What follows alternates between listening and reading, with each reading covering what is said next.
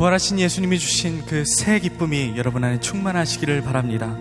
예수님이 부활하시고 가장 먼저 찾아간 곳은 대제사장도 아니고 핍박했던 본디오 빌라도도 아니고 제자들을 찾아가셨습니다. 그리고 예수님께서는 성령을 받으라고 말씀하셨습니다. 성령이 개인과 공동체를 변화시켜서 하나님 나라의 증인이 되게 하듯이 이 시간 우리가 성령으로 변화되어서 하나님의 그 아름다운 방식으로 충만한 삶에 이르는 것을 보고 세상이 하나님께 영광 돌릴 수 있기를 원합니다. 이 시간 상한 영혼을 일으켜서 또 새롭게 열매 맺게 하시기를 우리가 이 시간 기대하며 찬양하겠습니다.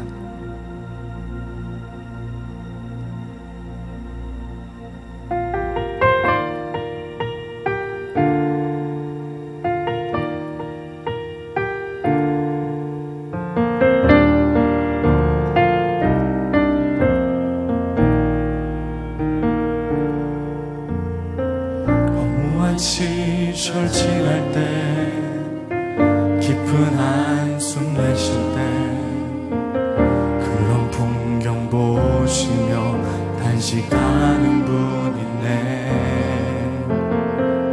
그와 같이 너희를 버려두지 않으리. 내가 너희와 영원히 함께하리라. 성령이 오셨네. 성령이 오셨네.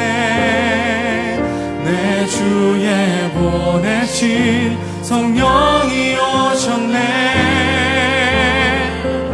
우리 인생 가운데 친히 찾아오셔서 그 나라 꿈꾸게 하시네.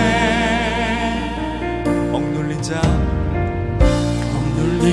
자 갇힌 자 자유함이 없는 자 피난처가 되시는 성령님 계시네. 주의 영이 계신 곳에 참 자유가 있다네. 진리의 영이신 성령이 오셨네. 성령이 오셨네. 성령이 오셨네. 내 주에 보내신 성령이 오셨네. 우리 인생 가운데 친히 찾아오셔서 그 나라 꿈꾸게 한 성령이 오셨네. 성령이 오셨네. 성령이 오셨네. 내 주에 보내신 성령이 오셨네. 우리 인생 가운데 친히 찾아오셔서 그 나라 꿈꾸게 그 나라 꿈꾸게 하네. 그 나라 꿈꾸게 그 나라 꿈꾸게 하네. 그 나라 꿈꾸게 하시네.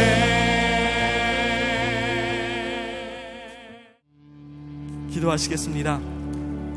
오직 성령의 열매는 사랑과 희락과 화평과 오래 참음과 자비와 양성과 충성과 온유와 절제니 이 같은 것을 금지할 법이 없느니라. 만일 우리가 성령으로 살면 또한 성령으로 행할지니. 주여, 우리를 예수 그리스도의 부활에 대한 증인된 공동체로 불러주심에 감사드립니다. 오늘도 우리가 각자의 방법으로 각자의 정성을 다해 예배의 자리에 나와왔습니다. 성령으로 살라고 부르신 우리가 주님의 말씀을 두 귀와 열린 마음으로 듣게 하여 주옵소서. 절제에 열매 맺지 않는 우리의 행동으로 인해서 교회와 사회가 갈수록 멀어지지 않기를 원하오니 진정성과 진실함을 가지고 살도록 우리의 신앙을 깨워 주옵소서. 지금도 수고하는 각국의 의료진들을 기억하여 주시사 지치지 않게 하시고 위정자들에게 지혜를 더하사 속히 이 시기를 지나 평화를 얻게 하여 주옵소서. 우리의 능력이 적어서 주님의 도우심을 구하오니 저 높은 곳을 향하여 우리가 멀리 보며 빛과 사랑이 넘치는 본향을 이 땅에서도 이루도록 절제의 열매 맺는 공동체로 우리를 빚어 주옵소서. 오늘도 말씀하실 주님께 감사하며 예수님의 이름으로 기도합니다. 아멘. 오늘 우리에게 주시는 하나님의 말씀은 고린도전서 9장 24절에서 27절입니다. 고린도전서 9장 24절에서 27절입니다. 운동장에서 다름질하는 자들이 다 달릴지라도 오직 상을 받는 사람은 한 사람인 줄을 너희가 알지 못하느냐? 너희도 상을 받도록 이와 같이 다름질하라.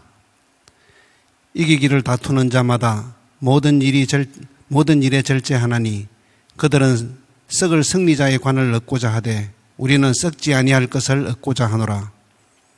그러므로 나는 다름질하기를 향방 없는 것 같이 아니하고 싸우기를 허공을 치는 것 같이 아니하며 내가 내 몸을 쳐 복종하게 함은 내가 남에게 전파한 후에 자신이 도리어 버림을 당할까 두려워함이로다. 이는 살아계신 하나님의 말씀입니다. 아멘.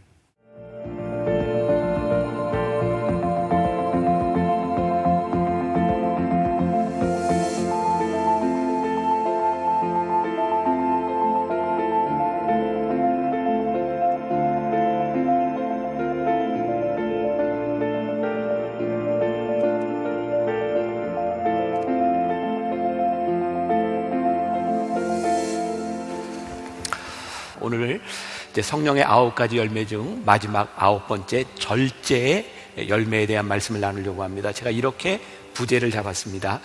이겨야 하는 이유가 있는 사람들의 열매. 우리들에게 이겨야 하는 이유가 있다면 우리는 절제할 수 있을 것 같습니다. 성령의 9가지 열매를 우리들이 여러 가지로 분류할 수 있겠지만 우리 묵상팀의 한 권사님이 이렇게 이야기를 했어요. 사랑과 희락과 화평, 이 3가지 열매는 우리들의 내면의 문제인 것 같고, 그 다음에 인내, 자비, 양선에 대한 문제는 사람들과의 관계 속에서 맺어지는 열매인 것 같고, 마지막 충성과 온유와 절제는 우리 신앙인들이 하나님과의 관계 속에서 가져야 되는 열매는 아닌가. 전혀 이해가 안 되는 표정이지만 이렇게 분류를 할 수 있을 것 같아요. 그런데 또 조금 생각해 보니까 사랑이라고 하는 열매가 처음에 있는 이유는 모든 열매가 사랑으로부터 나오는 것이다, 이렇게 생각할 수 있고, 마지막 열매가 절제인 것은 이 9가지 열매를 다 맺기 위해서는 절제가 없이는 열매가 맺혀지지 않는구나. 어쩌면 열매를 완성하는 것이 절제가 아닌가. 그래서 사랑의 열매에서부터 시작해서 절제의 열매로 끝나는 것은 아닐까, 이런 생각도 해보게 됩니다. 오늘 이 절제의 열매를 여러분들과 말씀을 나누기 위해서 저는 고린도전서 9장 24절부터 27절까지 아주 유명한 말씀이죠. 사도 바울의 이야기를 본문으로 채택을 했습니다. 여기에 보면 이 절제라고 하는 것, 이기기를 다투는 자는 절제하고 절제하는 자는 생명의 면류관을 얻을 것이다, 이렇게 이야기를 하고 있어요. 이 절제라고 하는 말을 헬라어로는 네프라고 하는데 이런 건 기억하지 않으셔도 괜찮아요. 이런 뜻을 가지고 있습니다. 술 취하지 않는 건전함 혹은 중독으로부터의 자유, 또 사전적인 의미로는 알맞게 조절한다, 이런 의미를 가지고 있으니까 절제라고 하는 말은 굉장히 좋은 의미를 가지고 있습니다. 조금 생각해보면 이 절제함을 통해서 우리는 자기 스스로를 지킬 수 있는 것 같아요. 나에게 도움이 됩니다. 또 두 번째, 우리는 이 절제함을 통하여 분수와 도리를 지키기 때문에 상대방에게 신뢰를 범하지 않습니다. 그러니까 절제는 관계 속에서도 좋은 겁니다. 또한 우리들이 절제한다고 하는 것은 우리들이 감정이나 분위기에 휩쓸리지 않음으로 인하여 분별할 수 있는 거예요. 그러니까 절제가 우리 안에 열매로 맺힌다면 우리는 굉장히 유익한 삶을 살아갈 수 있는 거죠. 절제는 해로운 것은 피하고 좋은 것은 적당하게 사용할 수 있는 그런 능력입니다. 오늘 사도 바울은 운동장에서 경기하는 선수, 그에게 필요한 것이 절제다, 이렇게 말을 하고 있죠. 오늘 본문 말씀 중 24절과 25절을 우리 같이 한번 봉독해 보고 있습니다. 다 같이 시작. 운동장에서 다름질하는 자들이 다 달릴지라도 오직 상을 받는 사람은 한 사람인 줄을 너희가 알지 못하느냐. 너희도 상을 받도록 이와 같이 다름질하라. 이기기를 다투는 자마다 모든 일에 절제하나니 그들은 썩을 승리자의 관을 얻고자 하되 우리는 썩지 아니할 것을 얻고자 하노라. 사도 바울은 두 가지를 비교해서 이야기를 하고 있죠. 운동장에서 다름질하는 자들, 그들이 다 달려가지만 모두가 상을 받는 것은 아니다. 뭐라고 얘기해요? 그 중에 상 받는 사람은 하나다. 그런데 그 운동장에서 경기하는 사람 말고 우리를 볼 때 우리는 썩지 아니할 면류관을 위하여 달려가는 사람들인데, 우리들이 이 면류관을 얻기 위하여 우리들이 절제하는 것이 필요하다. 여러분 그런 말 들어봤죠? 영원한 것을 얻기 위하여 영원하지 아니한 것을 포기하는 것은 절대로 어리석은 일이 아니다. 여러분, 가장 귀한 것을 얻기 위하여 귀하지 않는 것을 포기하는 것은 어쩌면 우리들에게 가장 지혜로운 일인 것 같아요. 우리들이 영원한 즐거움을 위하여 잠시의 즐거움을 유보하는 것, 이것은 지혜로운 사람의 몫이기도 합니다. 우리는 주변에서 그런 뉴스들을 종종 접하게 되죠. 정말 훌륭한 운동선수가 하루아침에 술을 먹고 사고를 치고 나락으로 떨어지는 것을 봐요. 유명한 연예인들이 술집을 찾아가고 잘못한 관계로 불의한 관계들을 통해서 하루아침에 무너지는 것을 보게 돼요. 아니, 왜 정치인들이 그 돈에 이권에 휘말려서 저렇게 타락할까? 아니, 어떤 목사님이, 목회자가 왜 돈과 명예와 이성에 넘어질까? 우리 크리스찬들이 하나님을 믿으면서 우리는 왜 불의한 방법으로 살아가려고 할까? 가만히 생각해 보면 우리들이 잠시 잃어버리는 것이 있어요. 망각하는 게 있어요. 그것이 뭐냐면 우리의 인생에 가장 중요한 것이 무엇인지를 잊기 때문에 우리들이 절제를 놓치는 것은 아닌가. 달리기를 하는 이들도 상을 얻기 위하여 절제하는데 썩지 아니할 면류관을 얻기 위하여 살아가는 우리 그리스도인들에게 있어서 이 절제는 너무나 당연한 것이 아니겠습니까? 제가 결혼한 지 얼마 되지 않았을 때 제 아내가 저에게 이런 이야기를 했어요. 자기는 제가 이렇게 평생 남편으로 살아가면서 이제 바람 피고 이럴 걱정을 안 한대요. 왜냐하면 세상에 나 같은 남자를 좋아할 여자는 세상에 없을 것 같다는 거예요. 여러분들은 전혀 안 믿어지겠지만 제 아내가 저에게 그랬어요. 좀 기분 나쁘기도 하고요. 그런데 여러분들도 아시지만 제가 만나교회 담임 목사가 되고 얼마 되지 않았을 때 제가 이렇게 스토킹을 당한 적이 있었잖아요. 몇 여자들이 저를 참 힘들게 따라다녔어요. 믿으셔야 되는 거 알죠? 근데 그때도 제 아내가 저를 보면서 사람들은 사모님 저런 사람들이 있으면 사모님 힘들지 않으세요? 그때 우리 집사람은 전혀 괜찮다는 거예요. 염려를 안 해요. 저에게 어느 날 진지하게 이런 얘기를 했습니다. 자기가 저에 대하여, 이성 문제에 대하여 염려하지 않는 두 가지 이유가 있다. 하나는 적어도 자기가 목사인데 하나님 앞에서 살아가는 사람인데 자기는 그런 걱정하지 않는다.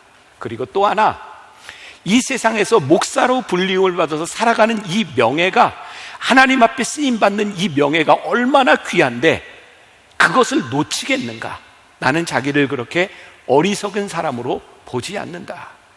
그 이야기가 저에게는 참 오랫동안 남아있어요. 우리들 중에 누가 온전한 사람이 있겠습니까? 그러나 우리들이 잊지 말아야 되는 것, 우리들이 하나님 앞에 서서 하나님께 불리움을 받는 사람으로 우리들이 살아가고 있는 이것을 잊지 않는다면 이 절제가 우리 안에 살아있을 수 있는 것이 아닐까. 오늘 본문 25절 말씀에 이기기를 다투는 자마다 모든 일에 절제하나니 그들은 썩을 승리자의 관을 얻고자 하되 우리는 썩지 아니할 것을 얻고자 하노라. 이기기를 다투는 자마다 모든 일에 절제한다. 절제는 이기기를 다투는 자의 몫이다, 이렇게 말을 하고 있어요. 그래서 오늘 여러분들에게 제가 그런 도전 챌린지를 하고 싶은 거예요. 우리가 살아가는 이 세상이 영적 싸움이라고 생각하십니까?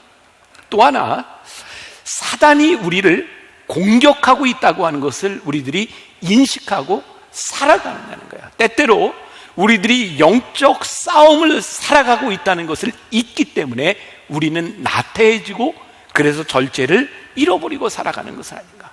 이건 제 이야기가 아니고 성경이 우리들에게 끊임없이 이야기하는 거 있어요. 너희들은 육체의 소욕과 영적인 소욕 가운데서 늘 싸우고 있다. 여러분 이거 부인할 수 있으세요? 여러분들 속에 육적인 소욕과 영적인 소욕이 우리 가운데 일어나고 있다는 것을 우리들이 부인할 수 있나요? 아니, 우리들이 이것을 느끼지 못하고 살아가고 있다면 우리는 살아있는 신앙을 가지고 있지 않은 줄 몰라요.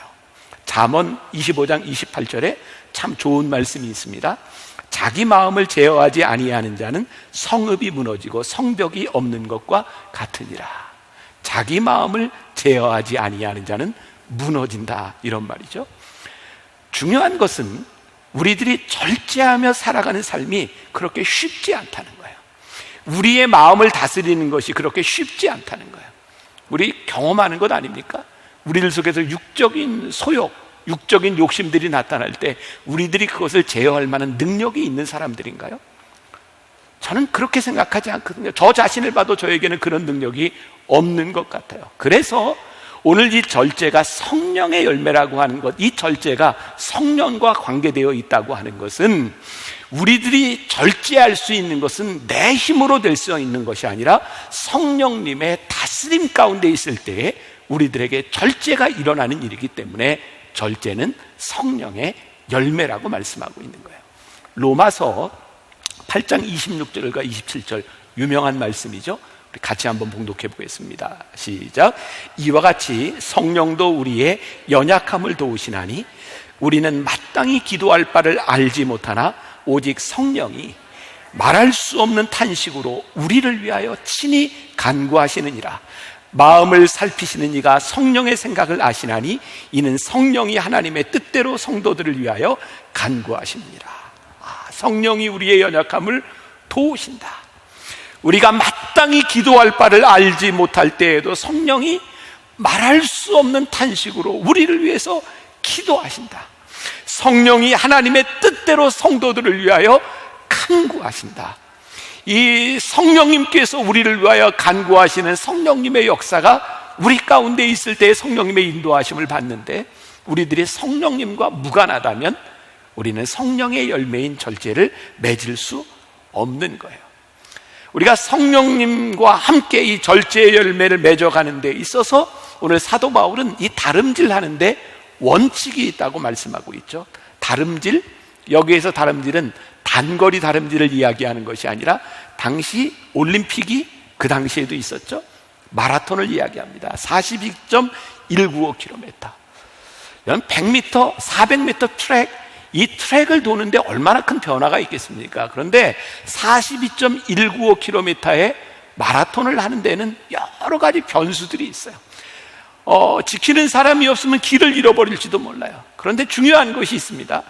마라톤을 뛰는 모든 사람들에게 그 길이 아무리 길어도 동일한 환경과 조건 가운데 있다는 거예요. 달리기를 하는 모든 사람들에게 동일한 조건이 있는 거예요. 그런데 거기에서 누가 절제하고 누가 잘 준비하고 누가 잘 달리느냐에 따라 이기는 자가 나온다는 거예요. 우리들이 신앙생활을 종종 착각하는 게 있는 것 같아요. 우리 하나님께 신앙생활을 잘하기 위해서 우리들에게 좋은 조건, 좋은 환경 이런 것들을 구할 때가 참 많잖아요. 그런데 이 절제라고 하는 성령의 열매를 통해 보게 되는 것은 우리들이 다름질하고 승리하고 영광의 면류관을 얻을 수 있는 것은 우리들에게 좋은 조건, 환경이 우리들에게 와지는 것이 아니라 동일한 환경 가운데서 우리들이 어떻게 달려가느냐, 이것을 우리들에게 이야기하고 있어요. 여러분, 이스라엘 백성들이 출애굽해서 홍해를 건넜어요. 모두가 건넜습니다. 그리고 동일하게 모든 사람들이 만나를 경험해요. 반석에서 물이 나는 것도 모든 사람들이 경험합니다.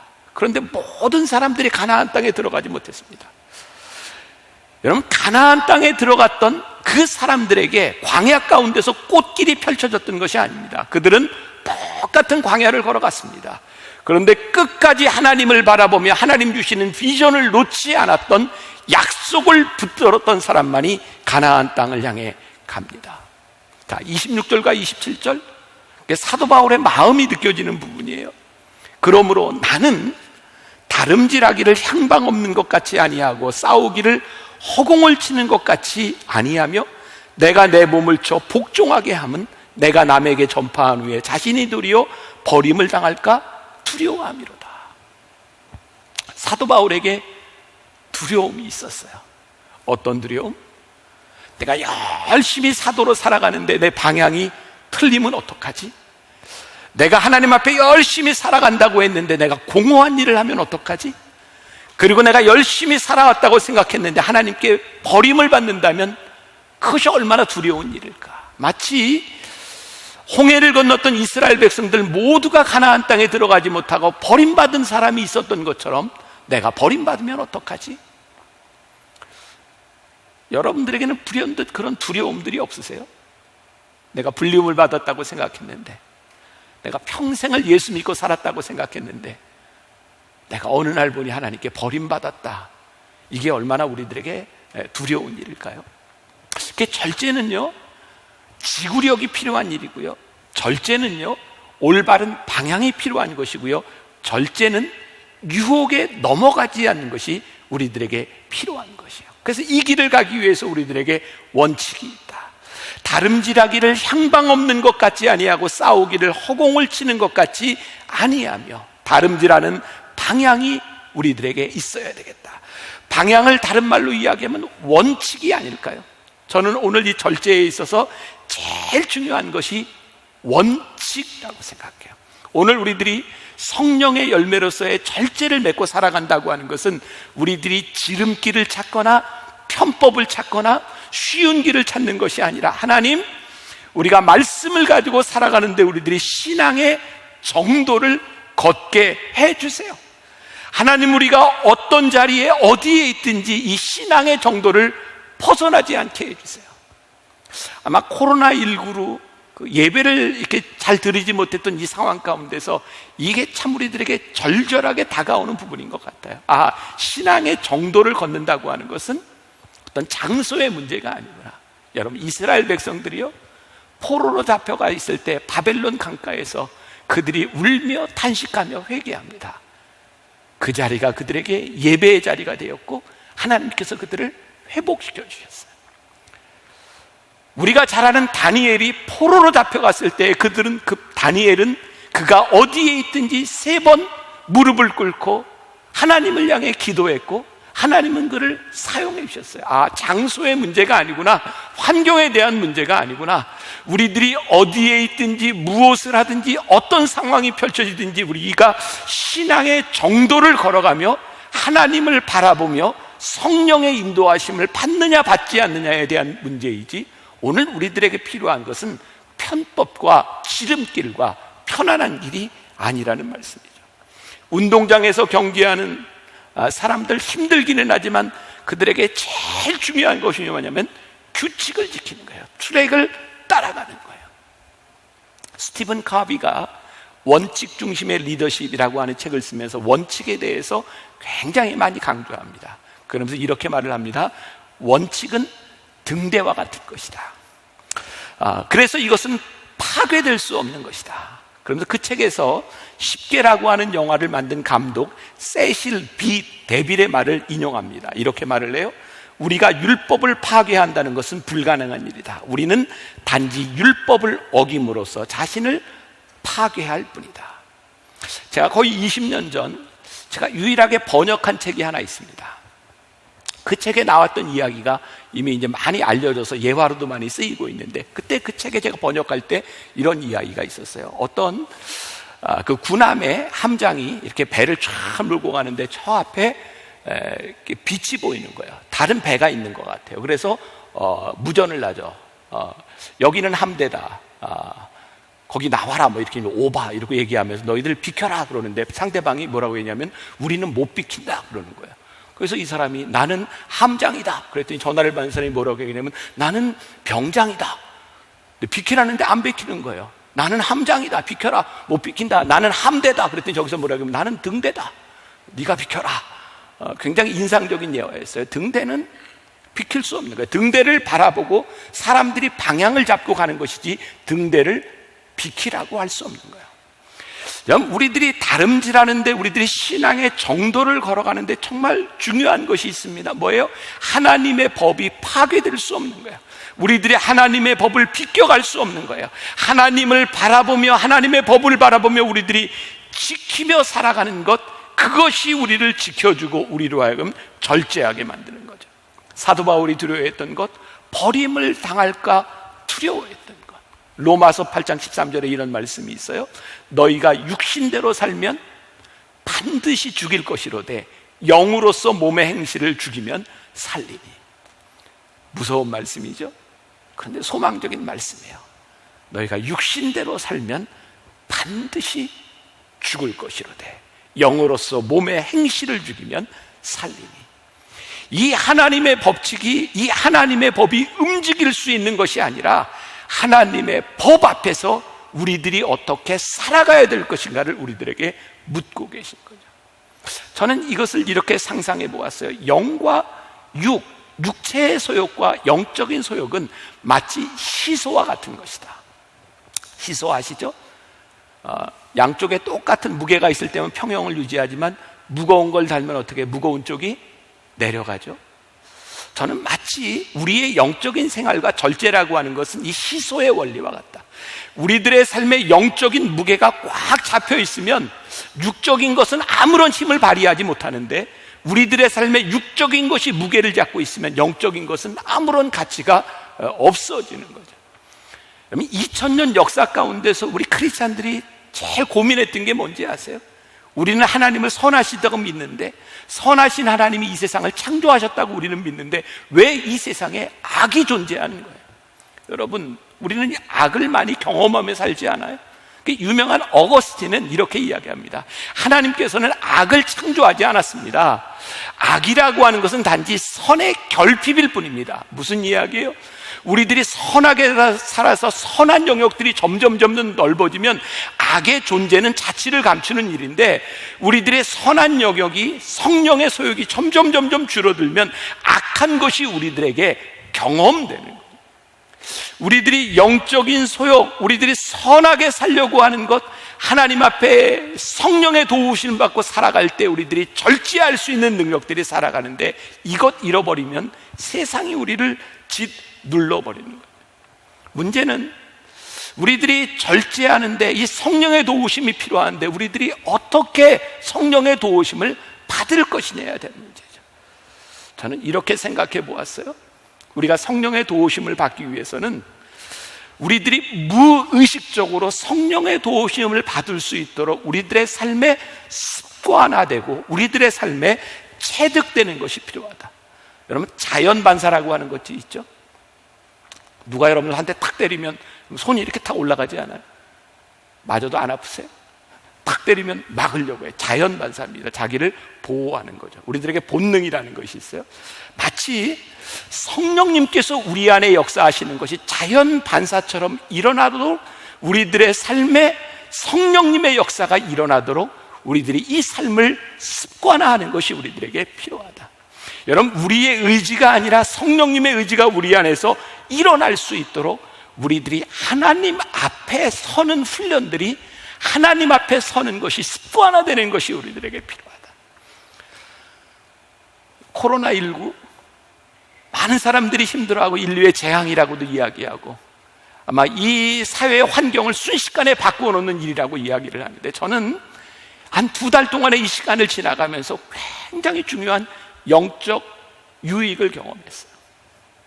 여러분들은 어떻게 느끼실지 모르지만 우리가 새벽 예배를 계속 온라인으로 드렸잖아요. 그리고 저는 온라인으로 새벽 예배도 드리고, 저도 혼자 방에서 새벽 예배를 드리고, 저녁이 되면 우리 교인들과 함께 드라마 바이블을 읽고 또 라이브 톡을 하고, 그렇게 지나가면서 새벽과 저녁에 제가 끊임없이 말씀을 보고 묵상하면서, 야, 내가 참 하나님과 친밀해지는구나. 그리고 깨달은 게 뭐냐면, 우리들이 교회에 나와서 예배할 때는 요만큼의 교인들이 예배를 드렸는데, 온라인으로 예배를 드릴 때 이 많은 사람들이 예배를 드리면서, 야, 하나님께서 우리들에게 주시는 엄청난 영적인 축복이라는 생각을 했어요. 100명이 하루를 하나님 앞에 살았던 사람들이 이 사회 가운데서 1000명, 10,000명의 사람들이 적어도 아침에 하나님의 말씀을 기억하고 하나님의 말씀을 듣고 무릎 꿇고 기도하며 살아가는 이 삶이 이전과 이후를 무척 다르게 하겠다는 생각이 들었어요. 저에게는 굉장히 큰 영적 유익이라는 생각이 들었어요. 우리들이 하나님 앞에 서면 우리들을 절제하고 하나님 앞에 서는 것이 우리들에게 습관화되는 그것이 우리를 붙잡아 줄 텐데, 저희 만나교회는 2년마다 한 번씩 저희 교회 사역자들 사이에, 목회자들 사이에 다이어트 열풍이 붑니다. 2년 만에 한 번씩 저희 교회가 모든 직원들, 교역자들 건강검진을 하거든요. 건강검진하고 나면 목회자들 중에 막 식단도 바뀌고 도시락도 싸우고 막 야채 싸우고 막 이러는 사람들이 생긴답니다. 근데 그게 그렇게 오래 못 가요. 다행스러운 건 건강검진이 주기적으로 있다는 겁니다. 여러분 참 신기하죠? 똑같은 이야기인데 똑같이 조심하라고 이야기하는데 보통 사람 이야기하면 잘 듣지 않습니다. 근데 의사 선생님이 건강검진하고 이러다 죽습니다. 그러면 그게 확 와닿죠. 우리들이 성령님 앞에 진지하게 우리의 인생에, 우리들의 삶에 서서 성령님의 음성을 듣는 것은 굉장히 놀라운 일입니다. 성령님의 인도하심을 따라 살아간다고 하는 것은 정말로 놀라운 일입니다. 그래서 우리가 이 성령님 앞에 서는 습관적인 일들, 성령님 앞에 서서 우리를 바라보는 일들이 우리들에게 생기기 시작할 때 우리는 그때 비로소 욕심과 정욕의 소리를 거부하고 우리들의 삶의 방향을 올바로 할 수 있지 않겠습니까? 이사야 32장 8절에 참 멋진 말씀이 있어요. 존귀한 자는 존귀한 일을 계획하나니 그는 항상 존귀한 일에 서리라. 멋지죠? 존귀한 자는 존귀한 일을 계획하리니 그는 항상 존귀한 일에 서리라. 하나님 앞에 존귀한 자로 서서 성령님의 인도하심 앞에 존귀한 자로 서면 하나님께서 우리를 존귀하게 쓰시는 거예요. 그런데 우리들이 성령님 앞에 서지 않으면, 성령님 앞에 우리들을 내어놓지 않으면 우리는 성령님의 인도하심도 받을 수 없고 우리는 절제하는 인생을 살 수도 없는 거예요. 오래전에 그런 광고가 있었는데 기억하시는 분 있는지 모르겠어요. 이 카드회사 광고에서 산소 같은 여자 아시죠? 산소 같은 여자가 나와서 이런 얘기를 해요. 빨간 백을 사고 싶은데 꼭 필요한 것인지? 또 멋진 남자 배용준이 나와서 이렇게 얘기해요. 야, 이거 멋진 옷인데 사고 싶은데 갚을 수 있는 능력은 있는 것인지? 카드를 다 쓸 수 있으나 이것이 필요한지를 점검하라는 이야기죠. 여러분, 우리가 은혜를 받은 자로 율법으로부터 우리들이 자유로워졌으나, 죄에서부터 우리들이 자유로워졌으나 이 자유를 방종의 기회로 삼지 말고 성령 앞에 우리들이 서는 것, 이것이 우리를 하나님의 사람으로 만들어가는 거죠. 여러분, 절제의 열매는 단순히 우리로 하여금 구원이라고 하는 하늘나라에 가게 하는 것으로 그치는 것이 아니라 우리들이 이 땅 위에서 하나님의 백성으로 살아가는 데 필요한 것이 절제의 열매인 거예요. 우리가 절제의 열매를 맺는다고 하는 것이 우리들의 삶을 얼마나 영광스럽게 만들어주는 것인지. 그리고 우리들이 성령님 앞에 서게 되면 우리들에게 중요한 일들이 나타나죠. 우리들의 삶의 곁가지를 다 이렇게 쳐내기 시작하는 거예요. 성령님 앞에서 우리들이 내버려야 될 것을 보게 되는 것이죠. 시편 119편 9절에 또 이런 멋진 말씀이 있어요. 청년이 무엇으로 그의 행실을 깨끗하게 하리까? 주의 말씀만 지킬 따름이니이다. 청년이 무엇으로 그 행실을 깨끗하게 하리로? 이게 단순히 물리적인 신체적인 나이의 청년만을 이야기하는 것일까요? 여러분, 무엇으로 우리가 우리의 행실을 깨끗하게 할 수 있겠습니까? 주님 말씀 앞에 설 때 우리들의 곁가지를 다 쳐낼 수 있지 않겠습니까? 말씀을 마무리하려고 합니다. 고린도전서 9장 27절, 사도 바울의 마음으로 이 말씀을 다시 한번 보세요. 자, 사도 바울의 마음으로 이 말씀을 같이 봉독해 보겠습니다. 27절 시작. 내가 내 몸을 쳐 복종하게 함은 내가 남에게 전파한 후에 자신이 도리어 버림을 당할까 두려워함이로다. 여러분들에게 이 사도 바울의 두려움이 얼만큼 느껴지세요? 여기서 버림을 받을까, 이 말이 영어 성경 NIV 성경에 보면 disqualify라고 되어 있어요. 자격을 상실하는 거예요. 사도 바울의 마음에 어떤 두려움이 있었어요? 그가 사도로 불리움을 받고 내가 죽어도 내 목숨을 버려서라도 내가 말씀을 전하는 자로 사도로 살겠습니다.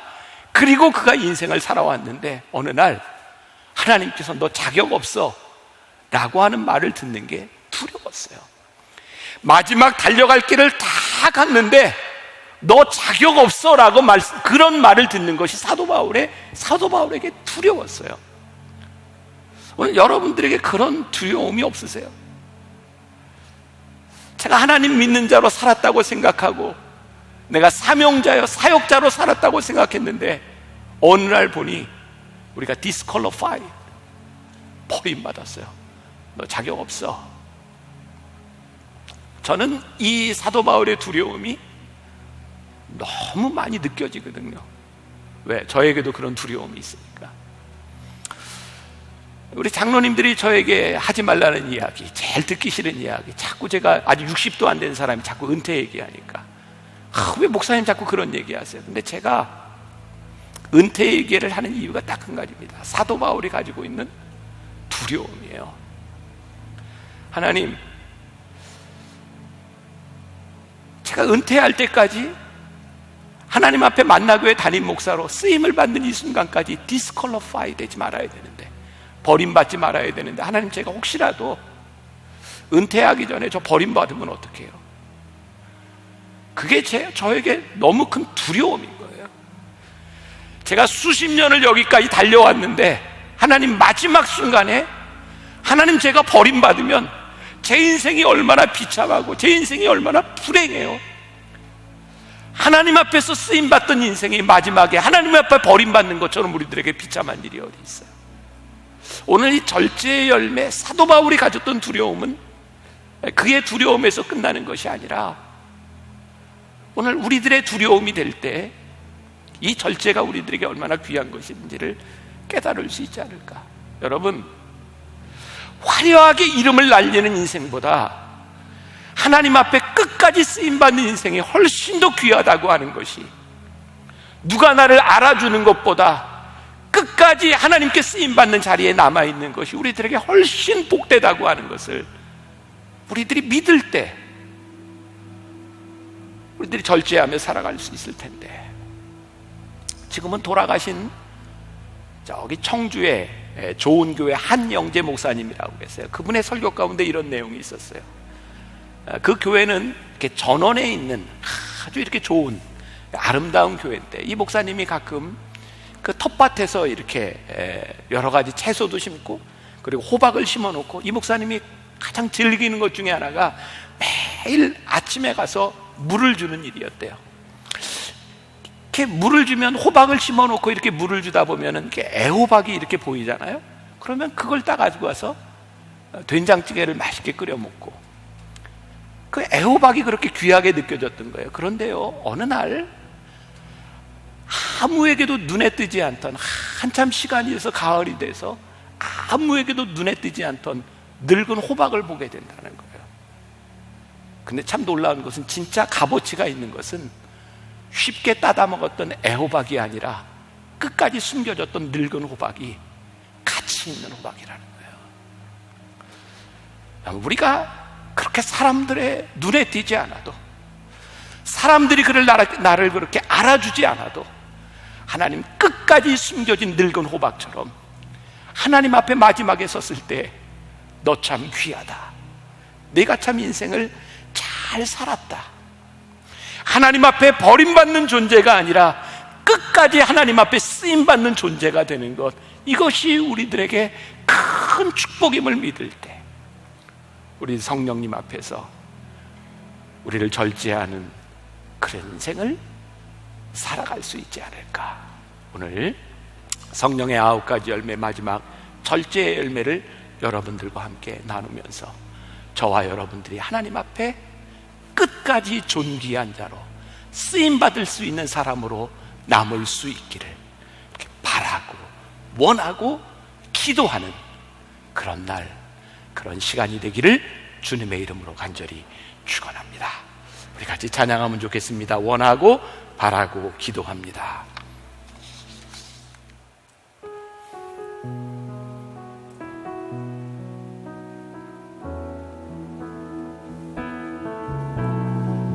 세상을 살아가는 동안에 나의 힘을 의지할 수 없으니 기도하고 낙심하지 말 것은 주께서 참 소망이 되심이 주의 길을 걸어가는 동안에 세상의 것 의지할 수 없으니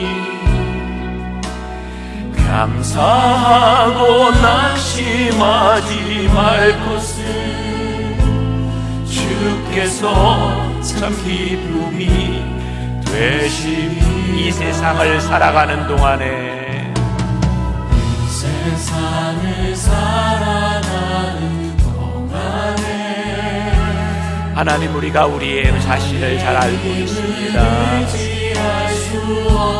나의 힘을, 나의 능력을 의지할 수 없는 존재, 우리들이 언제든지 쓰러질 수밖에 없는 존재임을 우리들이 알기에 주님께 원하고 바라고 주님 기도하는 것이 있습니다. 주님, 우리의 부족함을 알기에 하나님 앞에 간절히 기도합니다. 성령님의 임재 앞에 설 수 있기를 간절히 기도합니다. 주님, 주의 인도하심 앞에 설 수 있기를 기도합니다. 성령님의 권능이 나의 능력이 되길 원하고 바라고